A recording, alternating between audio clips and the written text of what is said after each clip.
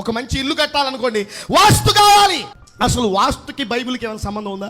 ఈ ప్రపంచానికి ఎన్ని దిక్కులు ఉన్నాయి? 4 దిక్కులు ఉన్నాయి. కానీ వాస్తుకి 8 దిక్కులు ఉన్నాయి. అందుకే వాస్తును గురించి ఏం చెప్తారంటే అష్టదిక్పాలకులు. అష్ట అంటే 8. వాస్తుకి 8 మంది దేవుళ్ళు ఉన్నారు. పొయ్యి ఏ దిక్కునైతే ఉంటుందో ఆ దిక్కును దేవుడు ఉంటాడు. 8 దిక్కుల్లో ఒక్కొక్క దిక్కుని ఒక్కొక్కడు పాలిస్తాడు. అర్థమైందా?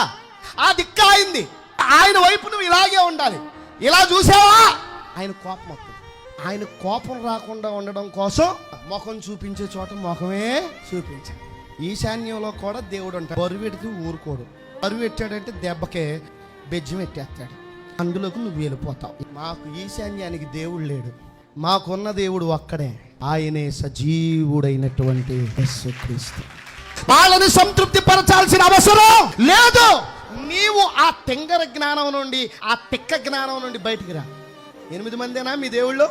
8 అయితే చేసుకోండి. కానీ ఒక్కడే దేవుడైతే గనక నువ్వు ఎక్కడుంటే అక్కడ ఆశీర్వాదం. అందుకే వారి ఆచార్యులు చెప్పే మాటలు వాళ్ళు నమ్ముతారు, వాళ్ళ మాటల్ని గెలిపిస్తారు, వాళ్ళ మాటలకి శిరసావహిస్తారు, వాళ్ళంత బాగా విశ్వసిస్తారు, నమ్ముతారు. మరి నీ ఆచార్యుల పట్ల నీకున్న నమ్మకం ఎంత గొప్పది. ముందు నీ ఆచార్యుడి దగ్గరికి రావు.